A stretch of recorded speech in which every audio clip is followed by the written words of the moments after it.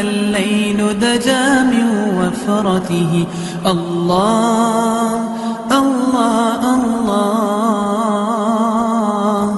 الله الله الله.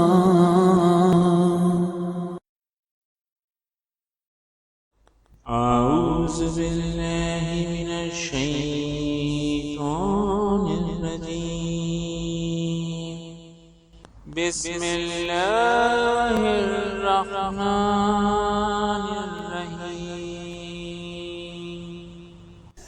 ألف لام ميم. ذلك الكتاب لا ريب فيه هدى للمتقين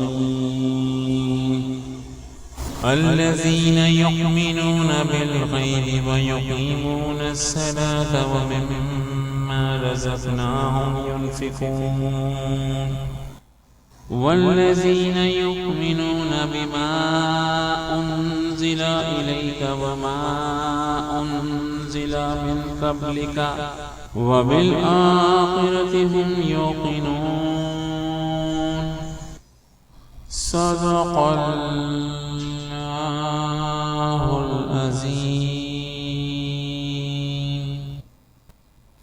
یہ وہ عظیم کتاب ہے جس میں کسی شک کی گنجائش نہیں.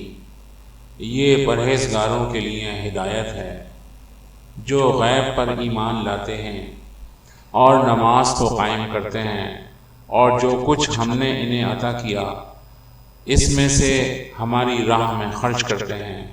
اور وہ لوگ جو آپ کی طرف نازل کیا گیا جو آپ سے پہلے نازل کیا گیا سب پر ایمان لاتے ہیں اور وہ آخرت پر بھی کامل یقین رکھتے ہیں.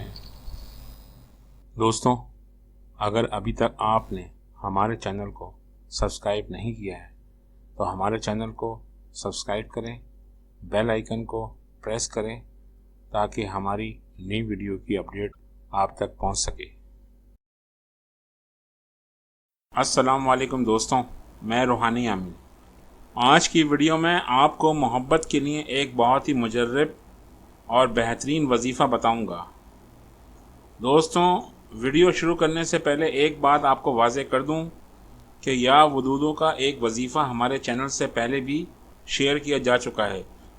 یہ وظیفہ اس سے تھوڑا مختلف ہے، لیکن دونوں ہی وظیفوں میں اللہ پاک کا صفاتی نام یا ودودو پڑھنا ہے. دوستوں، اللہ پاک کا یہ نام جس کے معنی ہیں اے دوستی کرنے والے، اللہ پاک کے اس نام کو پڑھنے سے انشاءاللہ وظیفے میں لازمی کامیابی ملے گی.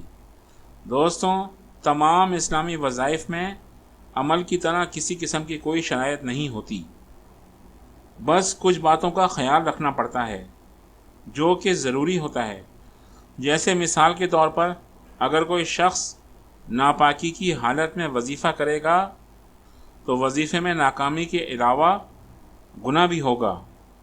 چونکہ تمام اسلامی وظائف میں اللہ پاک کی رضا لازمی ہونی چاہیے، اسی لیے جب تک کسی بھی وظیفے میں اللہ پاک کی رضا حاصل نہیں ہوتی تو وظیفہ کرنے کا کوئی فائدہ نہیں.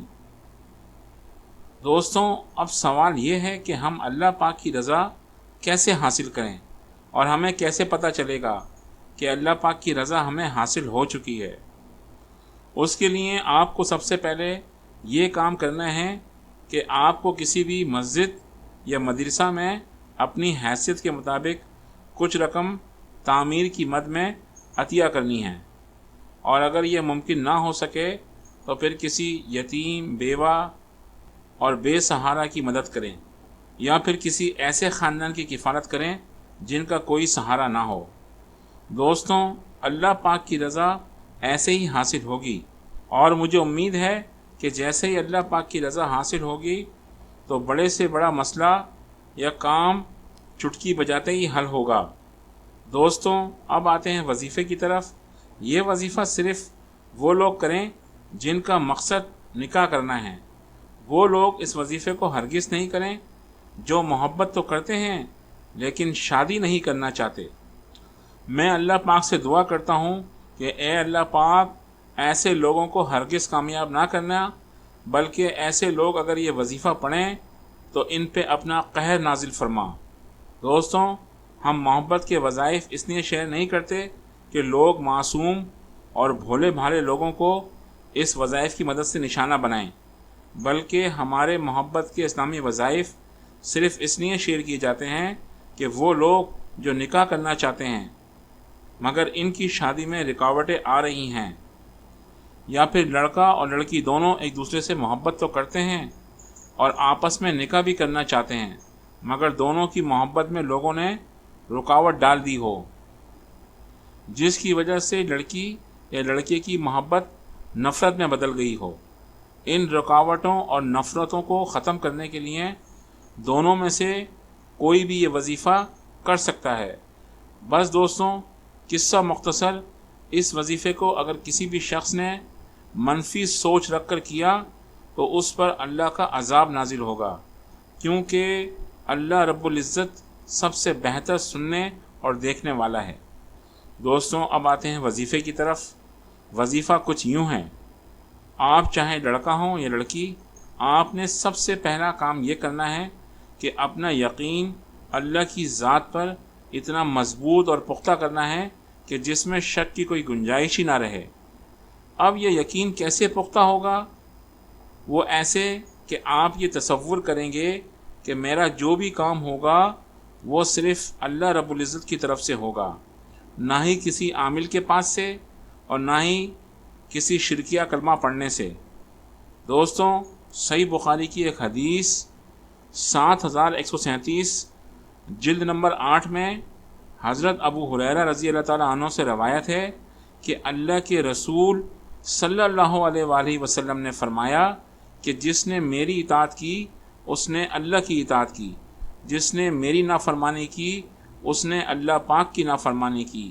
تو بس دوستوں، ہمیں اسلامی وظائف میں بھی اللہ رب العزت اور اس کے رسول صلی اللہ علیہ وآلہ وسلم کی ہر حال میں اطاعت اور فرما برداری کرنی ہے، کیونکہ پھر یہ نہ ہو کہ دنیا کی محبت کے چکر میں ہم اپنی آخرت خراب کر لیں۔ بس دوستوں، آپ نے یہ وظیفہ 2 وقت بعد نماز فجر اور بعد نماز عشاء پڑھنا ہے۔ جس سے بھی آپ محبت کرتے ہوں آنکھیں بند کر کے اس کا تصور کرنا ہے اور 300 مرتبہ یا ودودو پڑھنا ہے۔ اس سے پہلے اور بعد میں 3 مرتبہ درود ابراہیمی لازمی پڑھ لیں۔ بعد از وظیفہ اللہ پاک سے اپنے محبوب کا عمر بھر کے لیے ساتھ مانگیں۔ دوستوں، 3 دن تک یہ وظیفہ کرنا ہے۔